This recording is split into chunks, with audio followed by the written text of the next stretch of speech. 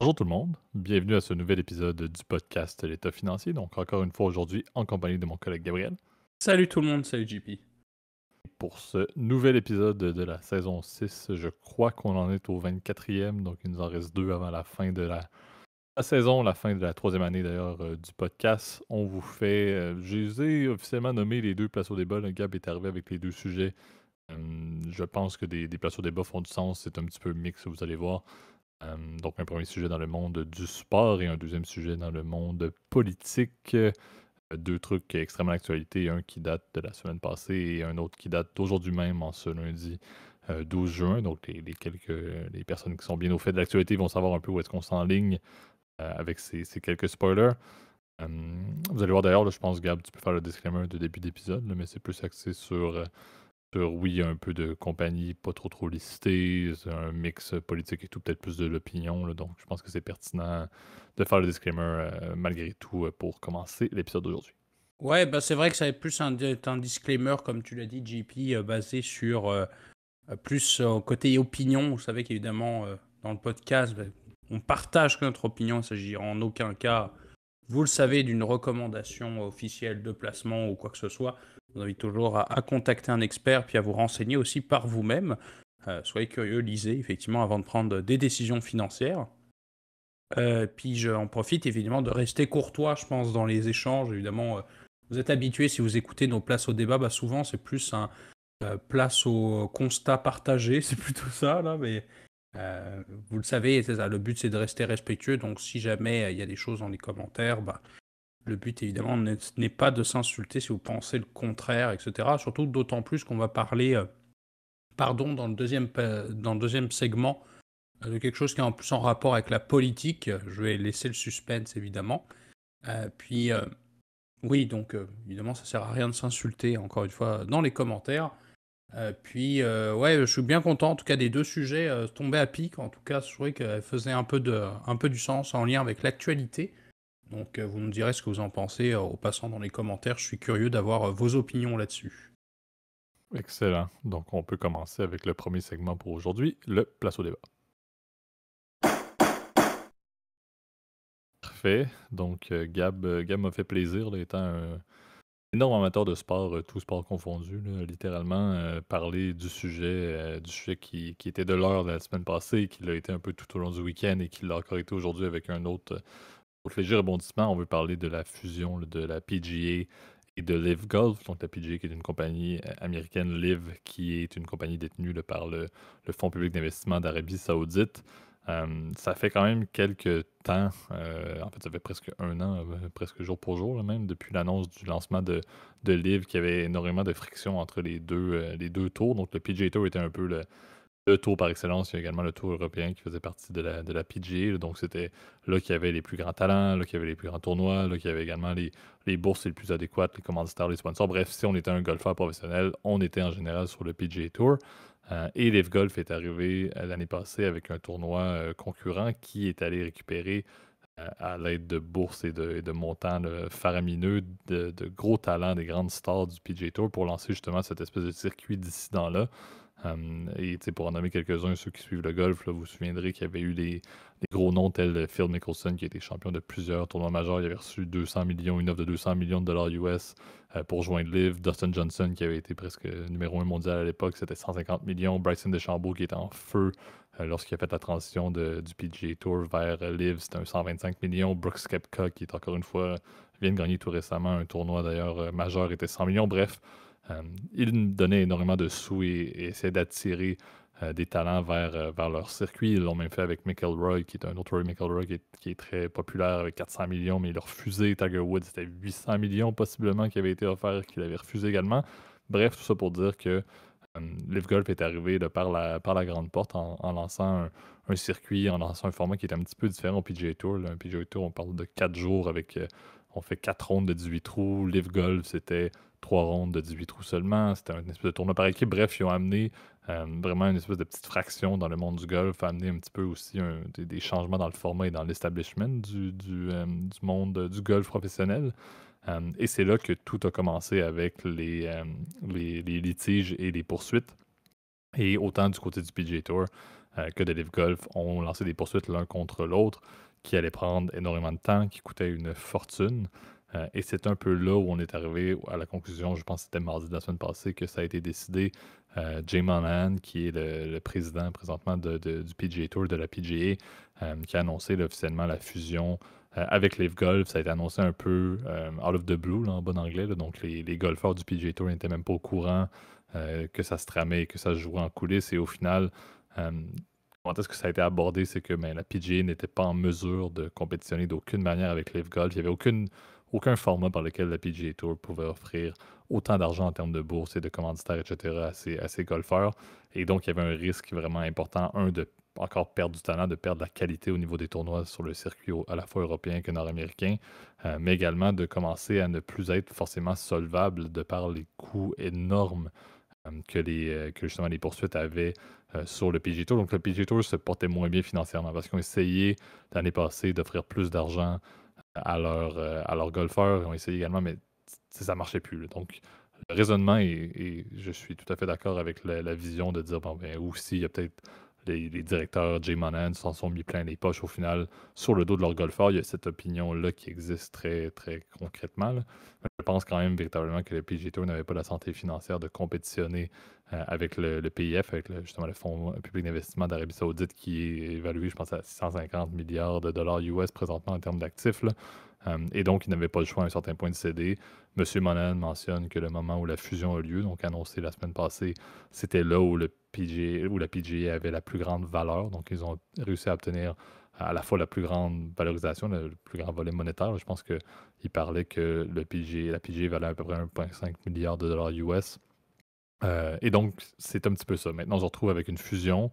La nouveauté qui a eu lieu aujourd'hui, c'est que le Congrès, lundi, le Congrès américain a demandé justement à ce qu'il y ait plus d'informations qui soient fournies sur cette fusion-là, surtout liées au contrôle et à l'impact que l'Arabie Saoudite, que le gouvernement et le pouvoir en fait d'Arabie Saoudite a eu sur la mise en place de cette fusion-là. On sait que également le numéro 1 maintenant du circuit fusionné PGA Live est un des bras droits de MBS. Donc, on se retrouve quand même avec un contexte du golf qui est en fait maintenant, le golf professionnel est littéralement une manière pour l'Arabie Saoudite, et ça c'est mon avis, là, de continuer à prouver et à se légitimiser, entre guillemets, malgré toutes les problématiques qu'on connaît liées aux droits de l'homme. Et on passe par le golf qui est extrêmement suivi. J'en fais partie. J'écoutais hier le tournoi, le Canadian Open, qui a été gagné par un Canadien d'ailleurs pour la première fois en 69 ans. Mon patriotisme canadien ressort présentement. Là. Mais ça veut dire que c'est un sport que j'apprécie beaucoup. Il y en a plusieurs millions de personnes qui écoutent les tournois à chaque fois. Et on se retrouve maintenant avec un circuit fusionné qui laisse beaucoup à désirer parce qu'il n'y a pas de changement d'ici à la fin du tournoi, de la saison pardon, de la PGA et de Live, mais clairement qu'il va y avoir des changements dès l'année prochaine et c'est là qu'on peut avoir des doutes sur à quoi ça va ressembler cette fusion-là, comment est-ce que ça va se refléter à la fois sur le produit, mais également sur les commanditaires et sur les positions que certains des joueurs, que la majorité des joueurs professionnels vont pouvoir avoir, sachant l'impact de Riyad dans l'arrière de tout ça. Donc c'est assez douteux. Là, je suis fait un petit sommaire chez Gab, tu as probablement des positions et de l'information à ajouter également là-dessus. Là. Mais on parle quand même, puis pour donner une dernière stats, je pense qu'en 2021, le PGA Tour a fait à peu près 1,56 milliard de dollars de profit, là, qui était 37% de plus par rapport à l'année précédente. Il y a également eu une saison Netflix qui a eu lieu un peu comme Drive to Survive côté F1. Donc, il y a différentes sources de revenus qui arrivent à la fois des commanditaires, à la fois des droits télévisuels, de Netflix, des investissements et tout. Donc, il y a quand même des sources variées de revenus pour la PGA. Mais à quoi ça ressemble maintenant qu'ils sont contrôlés ou qu'ils ont Live un petit peu comme père, si on peut dire, là, dans le deal. Là. Live, est littéralement, c'est eux qui ont l'argent, puis c'est presque eux qui vont pouvoir décider. C'est là qu'on peut avoir certains doutes et c'est là que les inquiétudes peuvent exister. Ouais, bah tu l'as bien dit, en fait, c'est une bataille judiciaire qui commence, mais effectivement, c'est une bataille ça fait plusieurs années dont on entend parler que le monde du golf, bon, alors je vais être très franc avec toi et puis très franc avec les auditeurs. Moi, je n'y connais pas grand-chose en golf. J'y jouais quand j'étais un peu plus jeune, là, mais bon, c'est pas trop mon sport d'intérêt là pour le coup, là, même si bon, je suis ça de près et de loin, là, parce que c'est vrai que bah, c'est un sport qui est en transformation, hein, comme tu le sais aujourd'hui, comme vous le savez, chers auditeurs, hein, tu vois, j'inclus l'auditeur dans notre conversation, mais c'est un sport aussi qui est en transformation parce que c'est un sport vieillissant en fait. Je regardais pas plus tard qu'aujourd'hui, en fait, un peu des statistiques sur le viewership et ce dernier, en fait, comme, pardon pour l'anglicisme, mais l'audimat, pardon, du golf commence à vieillir de manière très importante. Puis le nombre, en tout cas, d'auditeurs et de personnes qui suivent le golf est de plus en plus faible. Il faut avouer que c'est aussi un sport quand même assez élitiste, là, si on est transparent, là, donc coûte très cher, etc., d'y jouer. Donc, ce qui fait qu'aujourd'hui, bah, ce nouvel entrant qui était Live Golf, le but était de redorer le blason, évidemment, des compétitions majeures, évidemment. Même moi qui ne suis pas un fervent, en tout cas, supporter du golf, ben, y a quand même un certain prestige, tu vois, derrière des grandes compétitions. Ben, on a eu il y a quelques mois, là, c'était il y a à peu près il y a un mois, il y avait les Masters d'Augusta, là, qui est la plus grande compétition, en tout cas, je pense le plus beau tournoi là, qui existe à côté. Puis c'est vrai qu'à côté de là, bah, tu l'as bien dit, il y a le PGA Tour qui était le plus connu, puis l'European Tour, je crois, c'était le deuxième.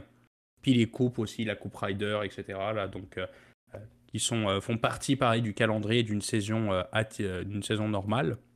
Et c'est vrai que le but était c'est ça, d'attirer des grands talents, puis de faire en sorte, si tu veux, de pouvoir créer du contenu entertainment. En fait, de répliquer exactement le modèle qui a été suivi par Liberty Media. On se souvient bah, dans l'acquisition de Formule 1, c'est de créer en fait vraiment un espèce d'engouement derrière les joueurs, et créer vraiment de l'interaction effectivement avec les réseaux sociaux, etc. Véritablement, je te dis, redorer le blason. Le problème, c'est que ce redorage de blason, eh ben, il s'est fait en fait avec une division du monde du golf. Tu l'as bien dit, il y a certains champions qui ont suivi. Je pense à Dustin Johnson, là, qui est aussi un grand golfeur.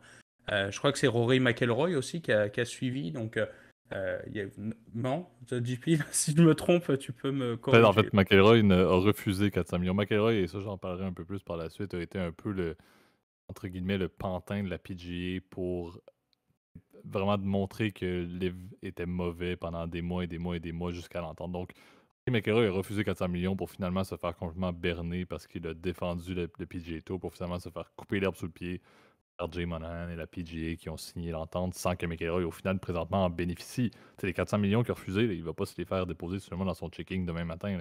C'est parti, c'est done. Et il s'est fait un petit peu berner par son propre employeur. Bref, mais McIlroy avait refusé. En fait, McIlroy et Woods, qui étaient les deux plus grands noms du golf, encore à ce jour, là, avaient refusé, étaient restés fidèles à Ouais, la Tiger Woods, PGA. ouais. Ouais, je Ouais. crois que Tiger Woods aussi. Mais c'est vrai qu'effectivement, le problème, c'est plus un niveau, c'est ça, des compétitions qui vont se faire tout au fil, évidemment, de la saison. Parce que je pense que pour les gros événements comme bah, les 4 tournois du Grand Chelem, ça changeait rien, puisque ces derniers, je crois que les joueurs du Live Golf ont participé, par exemple, au Masters d'Augusta, au PGA Championship, qui est à part, hein.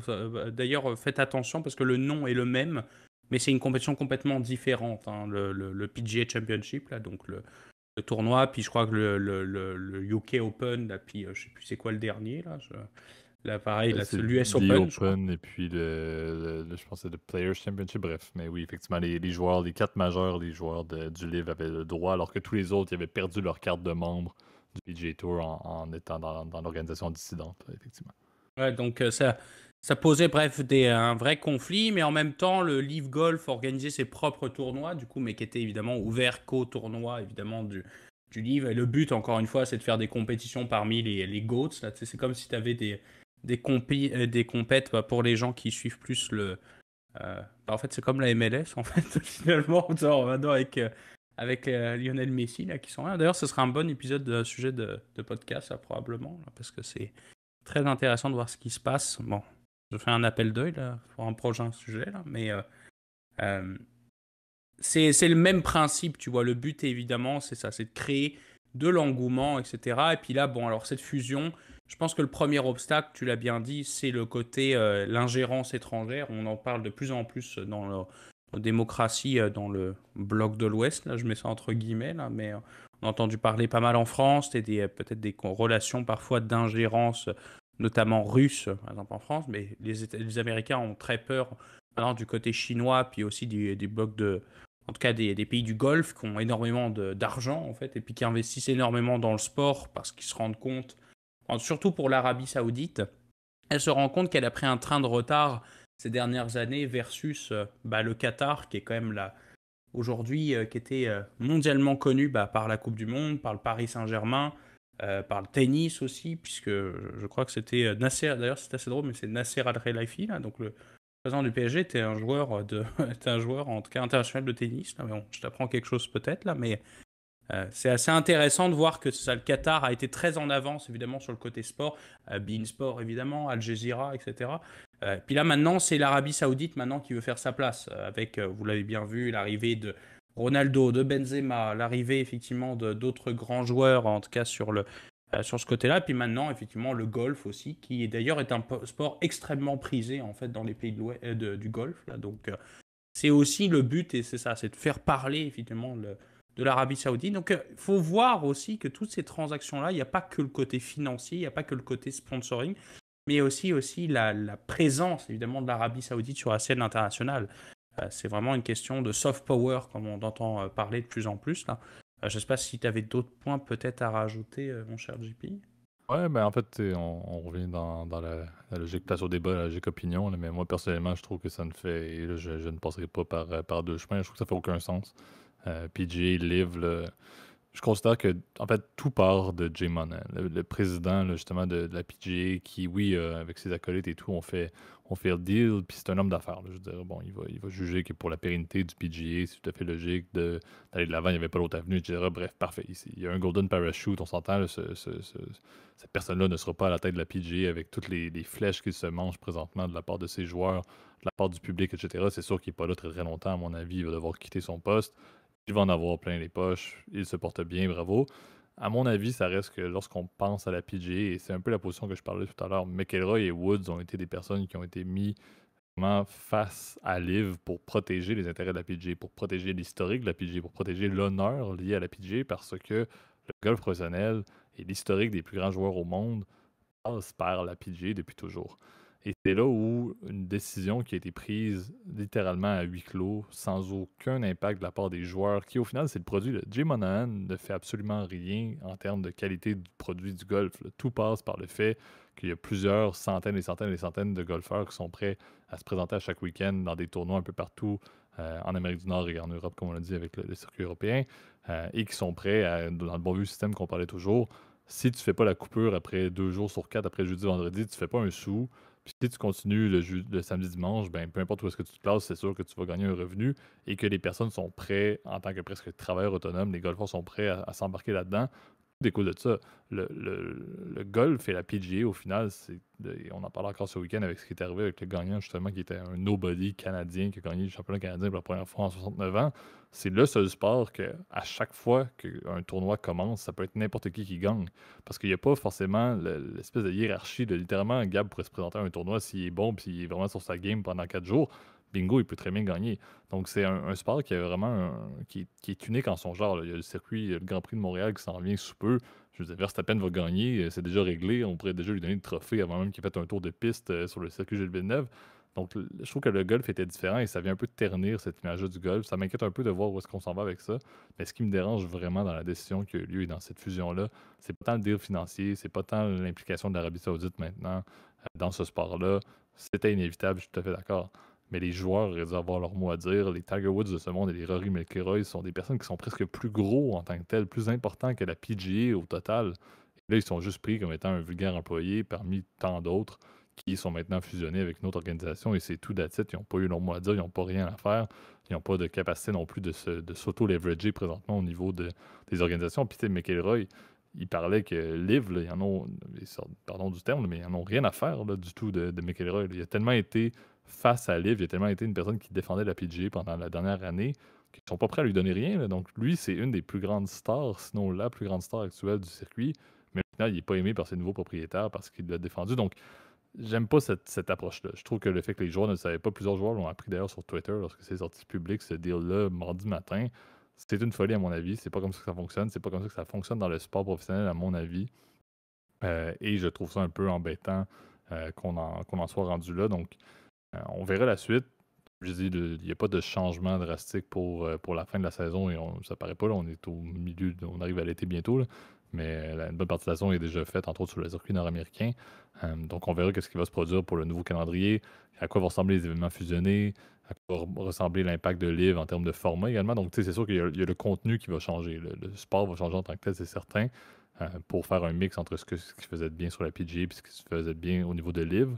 Mais c'est sûr que moi, j'ai peur de dire, je pense que la manière dont le deal a eu lieu est une bonne vision de à quoi vont ressembler toutes les prises de décision pour l'avenir du golf professionnel, c'est-à-dire le PIF et quelques grandes têtes du PGA Tour vont avoir leur mot à dire, personne d'autre va être consulté, et ça va être ça. Les commanditaires, on s'en fout un peu. Les golfeurs, vous n'avez pas votre mot à dire, et voici, voilou, on fait ce qu'on veut, puis c'est tout. Je trouve que ça ne fonctionne pas trop dans ce sport-là, du moins. Je suis tout à fait d'accord qu'il y a des sports, tu l'as dit. La F1 avec Liberty Media, c'est un autre contexte, ça, je suis tout à fait d'accord, mais le contexte du golf, je trouve que ça a toujours été, Gary Player et compagnie, c'est les joueurs qui ont toujours pris le lead là-dessus.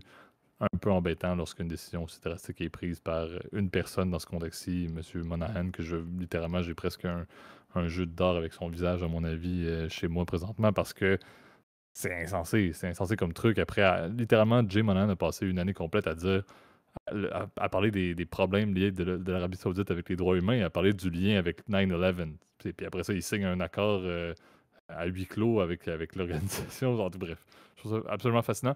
Donc, ce qui me dérange, mon avis, c'est on verra la suite. Le golf va rester le golf, c'est ça. Puis je suis pas quelqu'un qui joue au golf et je suis pas quelqu'un qui encourage non plus le golf en tant que tel. Tu l'as dit, c'est un sport un peu élitiste. Mais c'est faire un deal comme ça dans le monde du sport à huis clos sans que les plus grands talents, qui sont des personnes significatives pour l'ensemble de la PGA, pour l'ensemble du golf professionnel et qui n'ont même pas leur mot à dire, ça ne marche pas, à mon avis. Ça ne devrait pas se faire comme ça, selon moi, à l'avenir. Et ça montre, encore une fois, très bien la trame qui va se produire pour les prochaines années, les prochaines décennies du golf professionnel. Donc, il y a vraiment une scission très claire et nette qui se fait présentement avec la fusion PGA et LIV. Ouais, bah c'est vrai que, encore une fois, peut-être que je me répète, mais tout est une question d'argent, hein, t'es dans ce genre de contexte. C'est difficile de juger, en fait, aussi. Est-ce qu'il y a une histoire de gros sous, etc.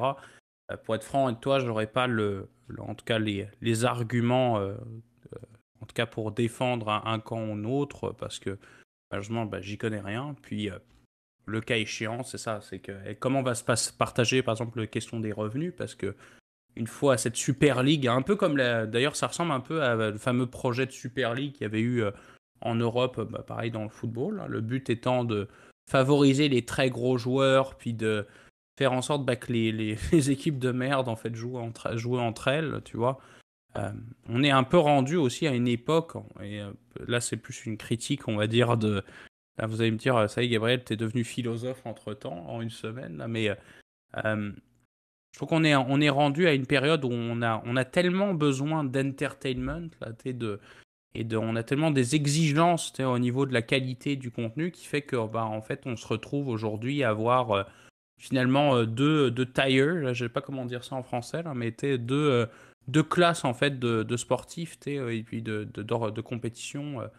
Les compétitions très élitistes, puis celles qui le sont moins. Puis malheureusement, ça n'incite pas les petits, si tu veux, je pense, à s'en sortir. Moi, c'est ce que j'adore, en tout cas, par exemple, dans le foot. Là, je sais pas si c'est ton cas, JP, puis je pense qu'après ça, on rentrera à l'antenne, en tout cas pour ce segment-là. Là, mais ce que j'adore, justement, c'est des histoires de petits clubs qui arrivent à aller très loin dans des parcours avancés, genre par exemple en Ligue des Champions, etc. Donc, je pense que ce genre de gros deal, etc., bah, c'est encore une fois une histoire de gros sous, puis de partenariat de pub, et puis de droits télé. Puis finalement, en fait, le sport en tel bah, il n'est pas mis de l'avant, non. Je ne sais pas ce que tu en penses, encore une fois, là, mais je lance ça comme ça, sans savoir véritablement c'est quoi les gros enjeux d'un point de vue sportif, là. Exact. Mais tu sais, je pense que chacun peut également ajouter à son opinion. Moi, clairement, mon opinion est défavorable, là. Je pourrais passer des heures et des heures à en parler, mais bon, encore une fois, tu l'as dit, c'est personne là-dedans va être perdant au final en termes de dollars. Les joueurs vont gagner plus de bourses pareil. Donc, c'est sûr que le collectif du sport va faire plus d'argent. Maintenant, encore une fois, la tradition, l'historique et tout, je pense que c'est là que ça se perd un peu l'honneur de certains grands talents. C'est là que ça s'est un petit peu perdu. Mais effectivement, ça ne se chiffre pas facilement en 5 dollars et c'est l'argent qui parle, surtout lorsque le PIF et l'Arabie Saoudite sont en ligne de compte pour redorer leur blason. Donc, bref, mais dans tous les cas, ce n'est pas tant non plus les amateurs qui vont avoir un grand mot à dire. Je ne pense, on t'en parlait là, avec Super Cup ou peu importe qui était tombé. Là. Donc c'était beau de voir les amateurs de football qui ont renversé tout ça. Dans le contexte du golf, je ne pense pas que ça va arriver. Donc vivons avec, voyons les résultats, voyons les conséquences, mais effectivement, personne n'en perd qui sont de près ou de loin impliqués avec la PGA ou Live, autant les dirigeants que les golfeurs, bien évidemment. Donc c'est ce qui complète le premier segment Place au débat. Passons maintenant au deuxième Place au débat. Parfait. Donc, on avait introduit là, le contexte d'un volet un peu plus politique d'actualité. Donc, aujourd'hui, justement, ce lundi 12 juin, a eu lieu, malheureusement, le décès de. Malheureusement, ou bref, encore une fois, place au débat. Ah À non, non, 86 ans, là c'est dur, là. mais, encore une fois, Heureusement. moi, je dis ça. Moi, je dis ça. Bref, Berlusconi est décédé à 86 ans, ancien chef du gouvernement italien, était polarisant pour bien des raisons, avait eu plusieurs poursuites dans toute sa vie, dans toute sa carrière, avait été, je pense, là, et je pense que Gab, tu voulais également faire un petit topo avec l'Empire Mediaset, qui était d'ailleurs, je pense, et c'est ça que je voyais là, en faisant justement les notes en off, que c'était la seule fois qu'il a été réellement inculpé pour un des crimes pour lesquels il avait été accusé, là, lié à de la fraude fiscale, là, au fait que son Empire Mediaset achetait, je pense, des droits de diffusion de films qui avaient été acquis là, de sociétés à écran qui étaient. En fait, les films étaient gonflés en termes de prix d'acquisition par Mediaset et les sociétés qui détenaient les droits étaient des sociétés écrans dans des paradis fiscaux, etc., qui étaient détenus justement par Berlusconi. Là, et bref, donc fraude fiscale, blanchiment d'argent, paradis fiscaux. Et il été condamné, je pense, à 4 ans de prison. Finalement, ça avait été réduit à 1 an dans un contexte où, si je ne me trompe pas, là, l'Italie avait visé à réduire le nombre de personnes incarcérées dans le pays. Là. Donc, ça avait fondu 4 ans à 1 an et au final, il n'avait même pas fait 1 an. Là. Il a fait du temps, je pense, dans la communauté, là, dans une résidence pour personnes âgées ou atteintes de l'Alzheimer. Bref, c'est pour dire qu'il s'en était quand même sorti malgré tout, malgré le fait qu'il avait été condamné avec une peine qui était plutôt clémente pour ses crimes. Par contre, il y avait bien d'autres choses qui étaient liées à Berlusconi. Qui étaient problématiques, bien des choses également liées à certaines fêtes avec, bref, des trucs un peu pas chrétiens qui se faisaient là-bas et que non seulement pas chrétiens, mais également un peu fortement, en fait, illégal lié à l'âge de certaines participants ou participantes. Donc, bref, un personnage polarisant qui est décédé. Gab a peut-être plus de points. Personnellement, ce n'est pas un sujet pour lequel mon opinion est très, très élevé et très, très imposant, je dois dire. Là. Donc, je mentionne les faits et Gab, je te laisse peut-être partager un petit peu plus ce que tu penses ou ta pensée là-dessus. Là. Ouais, bah, je trouvais que c'était un sujet effectivement intéressant au-delà effectivement bah, de l'événement que tu as parlé, parce que quand même Berlusconi, au-delà d'être effectivement un personnage extrêmement controversé là pour le coup, et ça je pense que, d'ailleurs je pense que j'en ai jamais parlé là, mais dans le podcast, mais moi j'ai des ancêtres italiens, donc c'est pour ça que j'ai une affection, on va dire, particulière évidemment pour ce pays-là, là, donc je continue effectivement pas mal de suivre ce qui se passe en Italie. Et c'est vrai que sous les Berlusconi, il y a soit des adorateurs, soit des gens bah, qui le détestent viscéralement.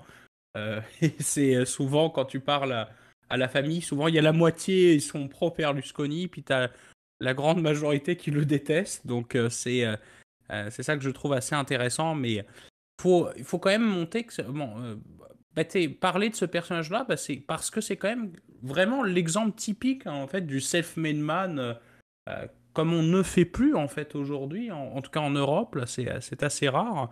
Et il est devenu l'une des personnes, en fait, l'Italien le plus riche, hein, puisqu'il avait une fortune, je crois, aux alentours des 10 milliards d'euros, en tout cas à son prime, là. Donc, puisqu'il avait, il avait effectivement, tu l'as pas bien parlé, bah, son empire médiatique. On sait que Berlusconi, pour vous remettre un peu en contexte, il a fait d'abord fortune dans l'immobilier, en fait, en bâtissant, bah, je crois que c'était des équivalents d'HLM, là, je sais pas comment on pourrait appeler ça, là, mais c'était des cités sur plan, en fait. Puis une fois qu'il a fait beaucoup d'argent dans les années 70, là, ben, il a décidé, bah, c'est ça, de se lancer dans un empire médiatique comme on le connaît bien.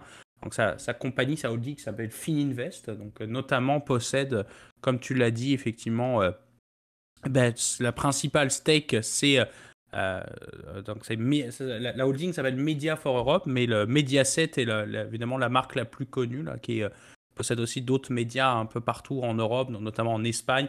En France, il a eu la cinquième chaîne. Donc ça, j'étais pas né quand ça existait, là, mais c'est devenu plus tard France 5 et Arte. Là. C'est pour nos auditeurs qui se retrouvent de l'autre côté de l'Atlantique. Il possède la maison d'édition Mondadori aussi, qui est un des plus grands éditeurs en fait, au monde. Il possède aussi énormément d'autres investissements, mais notamment il a eu à son prime, évidemment propriétaire de l'AC Milan, il a gagné, je crois, à son actif 3 Ligues des Champions, si je ne me trompe pas.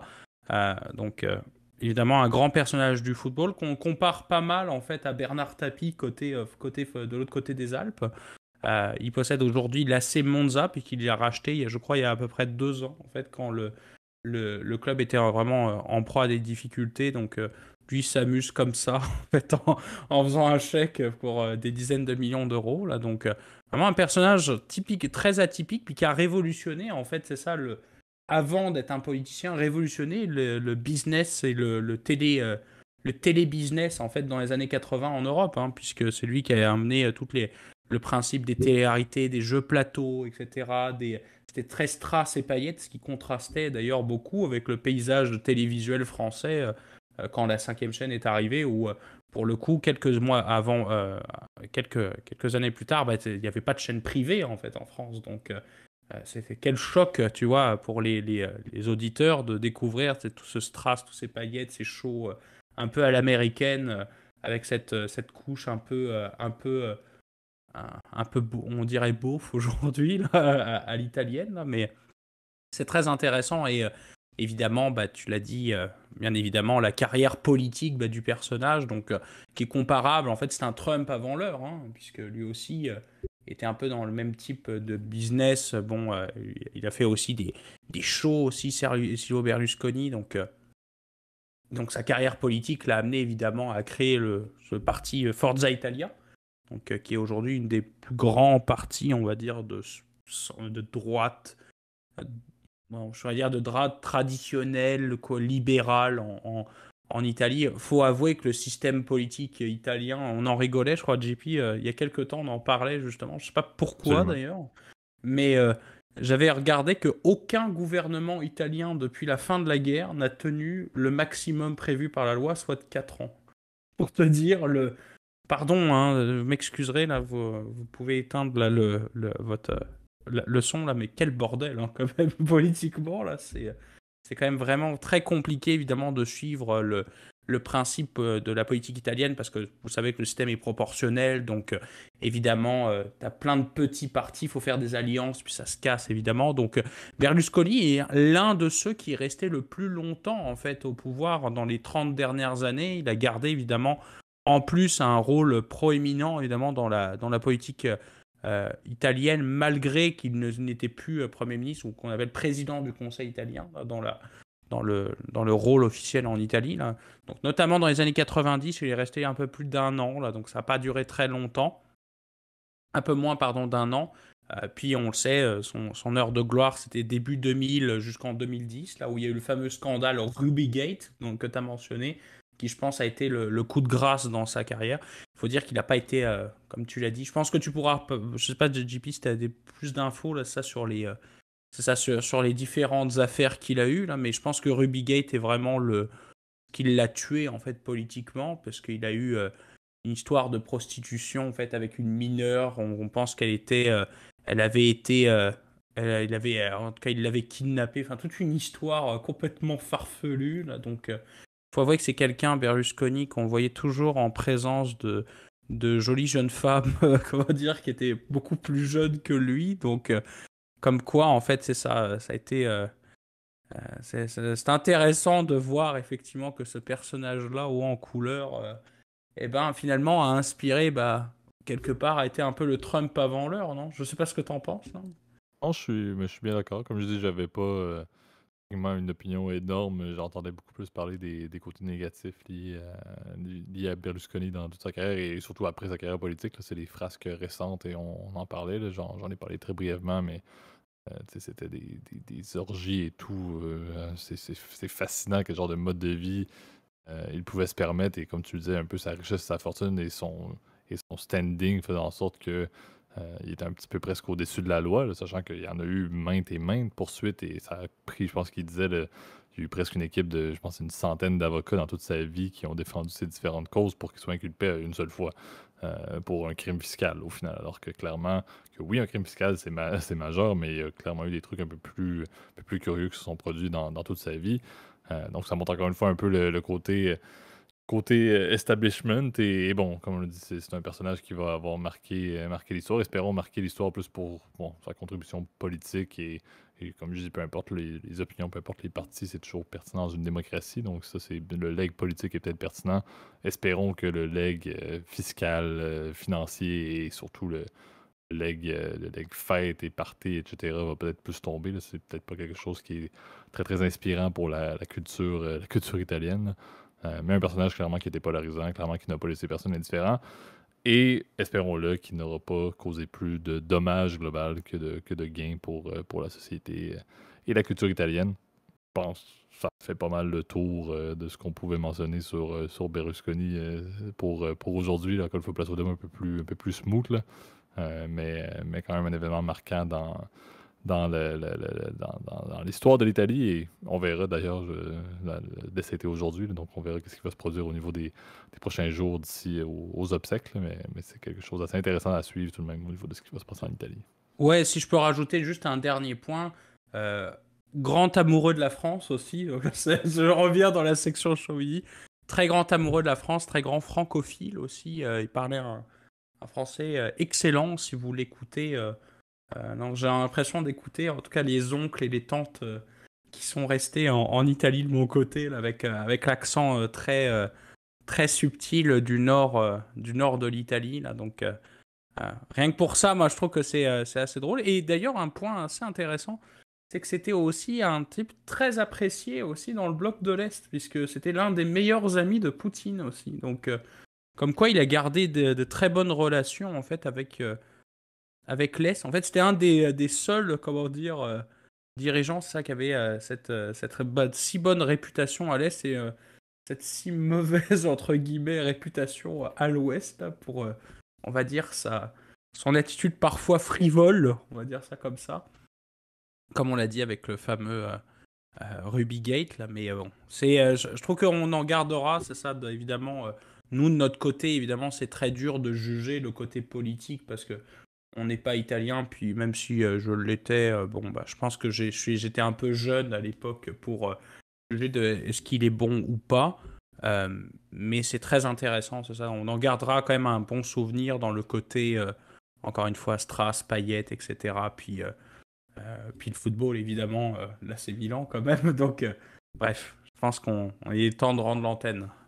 Absolument. Donc, merci tout le monde pour votre écoute. Merci Gab pour ta participation et pour les deux sujets C'est d'ailleurs plaisir. d'aujourd'hui. Vous pouvez nous retrouver comme d'habitude sur YouTube, qui est notre plateforme clé pour le partage d'informations, de commentaires, d'opinions, d'idées de sujets publics. Donc, n'hésitez pas justement à utiliser la zone de commentaires à cet effet. Si vous avez aimé la vidéo, n'hésitez pas à mettre un like, abonnez-vous à la chaîne, mettez la cloche pour les notifications. Également, pour ceux qui veulent faire des mentions, des commentaires, les mêmes choses, mais de manière plus privée, Gab met toujours dans la zone de description l'adresse courriel. Donc, ça nous fait toujours plaisir de vous lire. N'hésitez pas à l'utiliser également. Et sinon, pour la majorité d'entre vous, vous utilisez toujours les plateformes audio, donc Apple Podcast, Spotify, Overcast, Deezer, etc. Vous pouvez aussi mettre un like si vous avez apprécié la vidéo et vous abonner à la chaîne avec les notifications. Comme on le dit, et je vais le répéter maintenant qu'on arrive à la ligne d'arrivée du 3 ans déjà du podcast, le référencement numérique aide énormément, mais le référencement de bouche à oreille est la base et la fondation du podcast. Donc, n'hésitez pas justement à le partager avec vos proches, vos amis, etc. Si le contenu vous intéresse. Il nous reste, comme on l'a dit, 2 épisodes en fait. Le dernier sera la fin de la saison 3. On fait d'habitude un épisode spécial. Là. On verra si c'est le classique stock picking. Là. On l'a dit, on a fait, je pense, la saison 3 en entier sans Thomas, entre autres. Là. Donc, on verra si on essaie de faire un épisode grandiose. 3 ans d'ailleurs de podcast, ça ne paraît pas, là, mais c'est quand même assez considérable avec notre tendance d'avoir un épisode par semaine de manière constante. Oui, avec des heures différées, des journées différées parfois. Mais je pense que c'est quand même un bel exploit. Là. Cette idée de pandémie initiale se porte encore très bien en 2023, le post-pandémie. Donc, merci Gab d'être embarqué dans ce projet fou et on a le temps, bien évidemment, de continuer à clôturer cette troisième année et à brainstormer d'ici les 2 prochaines semaines là, sur l'épisode qu'on va vous faire. Et à moins d'un grand changement drastique, on va toujours être là pour un épisode par semaine avec le lancement de la 4e saison qui va nous amener à la fin décembre 2023. Donc ça n'arrête pas ce magnifique podcast. Je parle beaucoup pour cette conclusion, sachant que ce n'est pas l'épisode de fin de troisième année. Je vois Gab qui me regarde avec des gros yeux. Donc je vous souhaite tout le monde une très belle semaine et on se reparle très bientôt. Merci pour ton commentaire, JP. Salut tout le monde. Bonne semaine.